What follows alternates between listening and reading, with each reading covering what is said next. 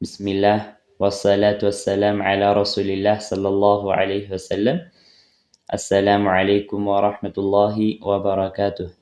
هداية المستفيد في أحكام التجويد بميل رأس يتزجاجج أتري على كتابا يتمامارن نكينيالن بالفوت تمهرتو تشاتشل لاي سلانون الساكنة والتنوين حكم عندهم ميم الساكنة هننا ميم النانون شده سيهونو يالاتشون أحكاموچن كاستمارن بوهالا لام ساكنة ላይ ገብቶ ላም አልሙዓሪፋህን ተመልክተናል። ላም አልሙዓሪፋህ በሁለት አይነት መልኩ ትነበባለች ብለናል። ኢዝሃር ተደርጋና ኢድጋም ተደርጋ ትነበባለች ብለናል። 14 ፊደላቶችን ሰጥተናል። በ14ቱ ኢብغ ሐጀከ ወኸፍ ዐቂመሁ ከነዚህ ከ14ቱ መካከል ከሷ በኋላ አንዱ ከመጣ ያኔ ኢዝሃር እናረጋታለን ብለናል። የተቀሩት 14 ፊደላቶች ከሆነ ከሷ በኋላ የመጡት ኢድጋም እናረጋለን ብለን አይተናል። ኢንሻአላህ ዛሬ ከዛ የሚቀጥል የሆነውን ፈስሉን ፊ አሕካም ላም ልዋቂዕ ፊል ፊዕል ድርጊት ላይ የምትገኘው ድርጊት ላይ የምትከሰተውን ላም ሳኪናህን ምንዳስስበት ክፍል ይሆናል። ወደ ኪታባችን ንግባና ፈስሉን ክፍል ፊ አሕካም ላሚ ስለ ላም ህግጋት የሚዳስስ ክፍል አልዋቂዕ የምትከሰት የሆነች የተገኘች የሆነች ፊል ፊዕል በድርጊት ላይ የምትገባዋን በድርጊት ላይ የምትከሰተዋን የሆነችው ላም ምንዳስስበት ክፍል ላም ሳኪናህን ማለት ነው። ኸይር ሲን ሱአል ጥያቄ ማ ሕክሙ ላም የላም ሕክም ምንድን ነው? የላም ህግ ምንድን ነው? አልዋቂዕ የምትከሰት የሆነችውን የምትገኝ የሆነችውን ፊል ፊዕል በድርጊት ላይ ማለት ነው። በድርጊት ላይ የምትገኝ የሆነችው ላም ወይም እሷ የመጣችበት ቃል ድርጊት ከሆነ ምን አይነት ሕክም አላት ሚለውን ምንዳስስበት ክፍል ላይ ምን አይነት ሕክም አላት ብለው ጀመሩ። ጂም ጀዋብ ምላሽ የጂቡ ግድ ይላል ኢዝሃሩሃ ግልጽ አርጎ ማንበብ እሷን ኢዝሃር አርጎ ማንበብ ግድ ይላል።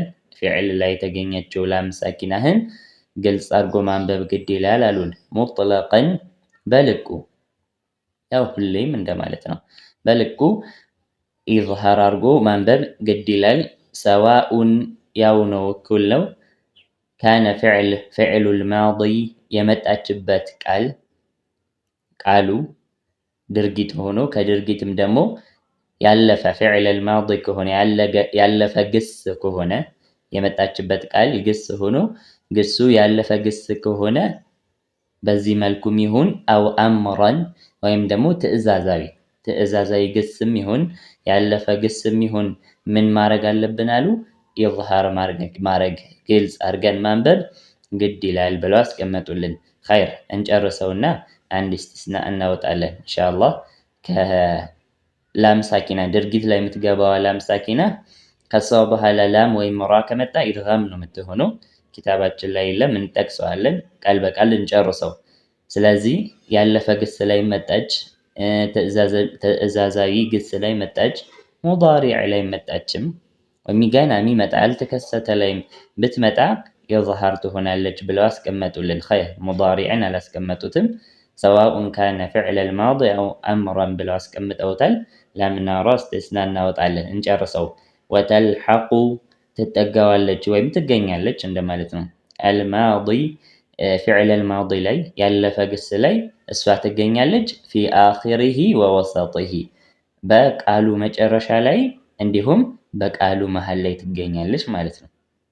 የቃል መጨረሻ ላይ ሆናም ትገኛለች፣ የቃል መሃል ላይም ሆና ትገኛለች ማለት ነው። አንድ ቃል መጥቶ ያ ቃል ግስ ሆኖ የዛ ቃል መጨረሻ ላይ የቃሉ መጨረሻ ፊደል ሆና ትገኛለች፣ ወይም የቃሉ መሃል ላይ ልትገኝም ትችላለች። በማል ላይ ፊዕለል ማዲ ላይ ያለፈ ግስ ላይ ማለት ነው። አመል አምር በትዕዛዝ አዘል የሆነ ድርጊት በሚሆንበት ጊዜ ደግሞ በፊ አኺሪሂ መጨረሻ ላይ ነው የምትገኘው አሉ።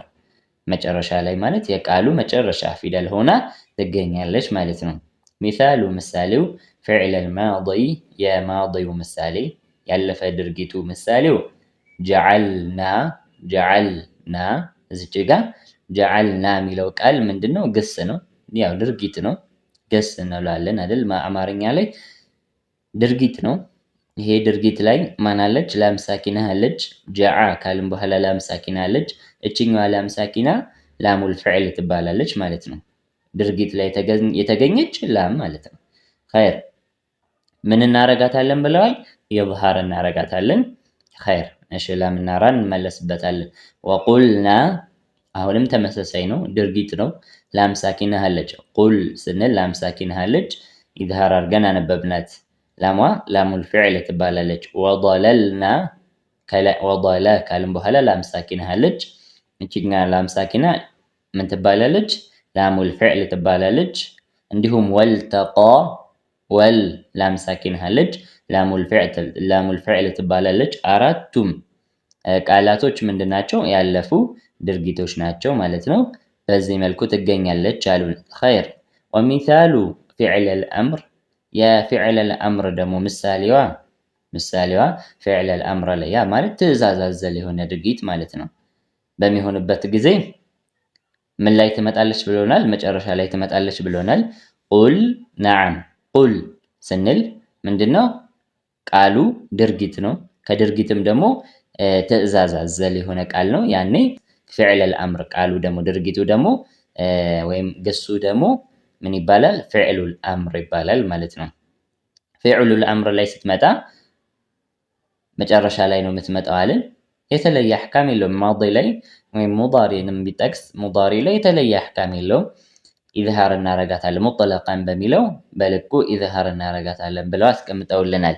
እዚች ጋ ግን ያልተጠቀሰልን ላምና ራ ከሷ በኋላ ከመጡ ኢዝሃር አትሆንም፣ ግልጽ ተደርጋ አትነበብም። ከሷ በኋላ ላም ከመጣ ከላም ሳኪና በኋላ ከመጣ ከላም ሳኪና በኋላ ላም ከመጣ ኢድጋም ነው የምናረገው።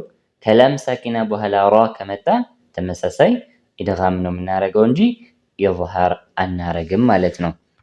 ከሷ በኋላ ፊደል ላም ወይም ፊደል ራ ከመጣ ከላም ሳኪና በኋላ ኢዝሃር አናረግም ማለት ነው። ለምሳሌ ቁል ረቢ ሚለው ቃል ላይ ቁል ላም ሳኪና አለች፣ ከዛ ረቢ ሐርፍ ራ መጣች። በዚህ ጊዜ ኢዝሃር አናረግም። ቁል ረቢ አንልም፣ ቁል ረቢ ነው የምንለው። ቁል ረቢ በዛ መልኩ ነው እንጂ ቁል ረቢ ወይም ኢዝሃር ተደርጎ አይነበብም ማለት ነው። ቁል ላ አምሊኩ ቁል ላ አምሊኩ ቁል ላ አምሊኩ አይባልም፣ ኢዝሃር ተደርጋ አትነበብም። ቁል ላ አምሊኩ እንላለን እንጂ ቁል ላ ሁለቴ ላምን አናነብም፣ ወይም ላም ሳኪናን ኢዝሃር አድርገን አናነብም ማለት ነው። ስለዚህ አሁን ከተማርነው አሁን ካየነው ውስጥ ምን እናወጣለን ወይም ምን ጨምርበታለን? ከላም ሳኪና በኋላ ላም ሳኪና ድርጊት ላይ ብትመጣም ከላም ሳኪና በኋላ ላም ወይም ራ ከመጣ ኢድጋም አድርገን እናነባለን። ከዛ ውጪ ድርጊት ላይ በምትመጣበት ጊዜ ኢዝሃር ተደርጋ ትነበባለች ማለት ነው። ቀለል ስናረገው ቁርአን ላይ ላም ሳኪናዋ ኢዝሃር በምትሆንበት ቦታ ላይ ስኩን ምልክት ይቀመጣል። ስኩን ምልክት ካለ ኢዝሃር አድርገን ነው የምናነበው። ስኩን ምልክት ከሌለ ኢድጋም ነው የምትሆነው። ያ ማለት ከሷ ቀጥሎ የመጣው ፊደል ላይ ምን ይቀመጣል? ሸድ ምልክት ይቀመጣል። ዓላማው ምልክቱ ቁርአን ላይ ስኩን ምልክት ኢዝሃር ተደርጋ በምትነበብበት ቦታ ላይ እናገኛለን። ኢዝሃር የምትደረግበት ቦታ ላይ ስኩን ምልክት ይቀመጣል። ኢዝሃር ማትደረግ ከሆነ ኢድጋም ነው የምትሆነው። ኢድጋም የምትደረግበት ቦታ ላይ ደግሞ እሷ ላይ ምንም ምልክት አይኖርም። ከሷ ቀጥሎ ያለው ፊደል ላይ ምን ይቀመጣል? ሸዳህ ምልክት ይቀመጣል ማለት ነው። በዚህ መለየት እንችላለን። ኸይር አንዳንድ ኪታቦች ላይ ላሙል ሐርፍ ልታገኙ ትችላላችሁ። ያ ማለት እሷ የመጣችበት ከሐርፍ ላይ ከሆነ ከፊደል ሀ ወይም ከፊደል ባ ፊደል ከሆነ ማለት ነው። ከባ ቀጥላ በል ወይም ሀል ማለት ነው። ከፊደል ሀ ወይም ከፊደል ባ ቀጥላ ከመጣች ላሙል ሐርፍ ትባላለች። ተመሳሳይ አህካም ነው ከዛሬው ጋር።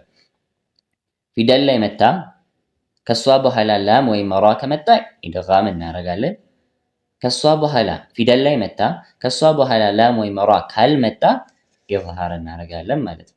በዛ መልኩ ቀለል አድርገን መረዳት እንችላለን። ለምሳሌ ሀል አታከ ማን ላይ ነው የመጣችው? ፊደል ላይ ነው የመጣችው። ላማን ብናወጣት ፊደል ሀን ነው የምናገኘው። የተለየ ማዕና የለውም። ሀል የሚለው ከሌላ ቃል ጋር ካልተያያዘ በመሰረት ራሱን ችሎ ድርጊት ወይም ስም አንለውም ማለት ነው። ፊደል ላይ ነው የመጣችው። ከሷ በኋላ የመጣው ፊደል ሀል ሐምዛ ስለሆነ ኢዝሃር አደረግን። ኢድጋም የምትሆንበት ለምሳሌ በል ላ ከላ በላ ቱክሪሙነል የቲም በላ ምን እንላለን? ኢድጋም እናደርጋለን። በልላ እንልም፣ በልላ ቱክሪሙን አንልም። በላ ኢድጋም አድርገን እናነባታለን። ተመሳሳይ ነው። ዛሬ ከተማርነው አህካም ጋር ተመሳሳይ ነው ማለት። አሁን ሰፋ እናድርገው ከተባለ ላሙል ኢስም እንገባለን። ከዛ ጨምረን ደግሞ ላሙል አምር እንገባለን። አሁን ላሙል ኢስም የሚባል አለ ስም ላይ ስትመጣ። ለምሳሌ ሱልጣን፣ ሱል ላም ሳኪን አለች። ቃሉ ደግሞ ስም ነው፣ ኢዝሃር ነው የምትሆነው። እስካሁን ካየናቸው ውጭ ከሆነች ኢዝሃር ነው የምትሆነው። ስለዚህ በልኩ በቃ ኢዝሃር እናረጋታለን። ከዛ ውጭ በሚለው ያጠቃልልናል። እዛም ገብተን ማብራራት ላያስፈልገን ይችላል ማለት ነው። አብዛኛው ሰው ጀማሪ እንደመሆኑ መጠን ከማስፋት ይልቅ ከነዚህ ውጪ ከሆነ የመጣችው ኢዝሃር እናረጋታለን። እዚህ ሐሳብ ላይ ደግሞ የበለጠ የሚያቀልልን የበለጠ ቀላል የሚያደርገው ቁርአን ላይ ኢዝሃር የምትሆንበት ቦታ ላይ ስኩን ምልክት ይቀመጣል። ስለዚህ ስኩን ምልክት ካገኘን ኢዝሃር እናረጋታለን። ስኩን ምልክት ካላገኘን ከሷ ቀጥሎ ያለው ፊደል ለሸድ ምልክት ይቀመጣል። ያኔ ኢድጋም እናረጋታለን። ላሙል ሙዓሪፋንም ይጨምርልናል። ስለዚህ ሁሉንም አምስቱም የጠቀስናቸው ላይ ላም ሳኪና ቁርአን ላይ ኢዝሃር የምትሆን ከሆነ ስኩን ምልክት ይቀመጣል። ኢዝሃር ማትሆን ከሆነ ኢድጋም ነው የምትሆነው። ኢድጋም የምትሆንበት ቦታ ላይ ደግሞ ከሷ ቀጥሎ ያለው ፊደል ላይ ሸድ ይቀመጣል። እሷ ላይ ግን ምንም አይቀመጥም ማለት ነው። በዛ መልኩም ቀለል አድርገን መረዳት እንችላለን ማለት ነው። ኸይር፣ የዛሬው ደርሳችን ይሄን ይመስላል። ቀጣይ የምንመለከተው አህካመል ሙዱድ ነው። መድ እንገባለን። ከላሙል ፊዕል ቀጥሎ የተቀመጠው ኢድጋም ነው። ኪታባችን ላይ ኢድጋም ነው የተቀመጠው። ፊደላቶች እርስ በርስ ኢድጋም የሆኑበት ወይም ኢድጋም ሙተማሲለይን፣ ሙተጃኒሰይን እና ሙተቃሪበይን እነዚህ ሶስቱ የሚዳሰስበት ክፍል ነው ያስቀመጡት። እነዚህ ነጥቦችን ለመረዳት ግን ሁለት ነጥቦች ያስፈልጉናል። መኻሪጀል ሑሩፍ እና ሲፋተል ሑሩፍ። ፊደላቶች አንድ አይነት መውጫ ቦታ ካላቸው፣ አንድ አይነት ባህሪ ካላቸው ኢድጋም እናደርጋቸዋለን። አንድ ፊደላቶች መውጫ ቦታቸው አንድ ሆኖ ባህሪያቸው በከፊል ባህሪ ከተለያዩ ኢድጋም እናደርጋቸዋለን። ሁለት ፊደላቶች መውጫ ቦታቸውና ባህሪያቸው ተቀራራቢ ከሆነ ኢድጋም እናደርጋቸዋለን። ሶስት እነዚህ ሶስት ነጥቦች ነው የምናነሳው። በእነዚህ ሶስት ነጥቦች ላይ ሶስቱም ላይ የሚነሳው ምንድነው? የፊደላቶች መውጫ ቦታ እና የፊደላቶች ባህሪ። በእነዚህ ሁለት መሰረቶች ነው ትምህርቱ የምንረዳው። ያንን ነጥብ ሳንመለከት ደግሞ ምናልባት ርዕስ ውስጥ መግባት፣ ኢድጋም ውስጥ መግባት ያው ቅድም እንዳነሳነው አብዛኛው ሰው ጀማሪ እንደመሆኑ መጠን መኻሪጀል ሑሩፍ፣ ሲፋተል ሑሩፍ እነዚህ ሁለት ርዕሶቹም ስያሜዎቹም ራሱ አዲስ የሚሆንበት ብዙም ሰው ስላለ ምናልባት ትምህርቱን ማክበድ እንዳይሆንብን እናልፈውና አህካመል ሙዱድ እናያለን። ከዛ ቀጥሎ የተቀመጠልን አህካመ ራ ነው። ራ የምትወፍርበት የምትቀጥንበትን ሁኔታውን አስቀምጠውልናል። ከዛ ቀጥሎ ቀልቀላ ተቀምጦልናል። ከነዚህ ሶስት ርዕሶች በኋላ መኻሪጀል ሑሩፍ ይጀምራል። የፊደላቶች መውጫ ቦታ፣ ከዛ የፊደላቶች ባህሪ። እነዚህ ሁለቶች ነጥቦችን ደርሰን ካየን በኋላ ወደኋላ ተመልሰን ደግሞ ዘለን የመጣነውን የምናካከስ ይሆናል ምናይ ይሆናል ማለት ነው። ኢድጋምን ከመኻሪጀል ሑሩፍ እንዲሁም ከሲፋተል ሑሩፍ በኋላ ተመልሰን ወደኋላ ተመልሰን እናየውና ድጋሚ ኪታባችንን የምንቀጥል ይሆናል ማለት ነው። ምናልባት ትምህርቱን ማክበድ እንዳይሆንብን በዛ መልኩ ይሆናል አካሄዳችን። ከዛ ውጪ የዛሬው ደርሳችን ይሄን ይመስላል ማለት ነው። አሰላሙ አለይኩም ወራህመቱላሂ ወበረካቱሁ።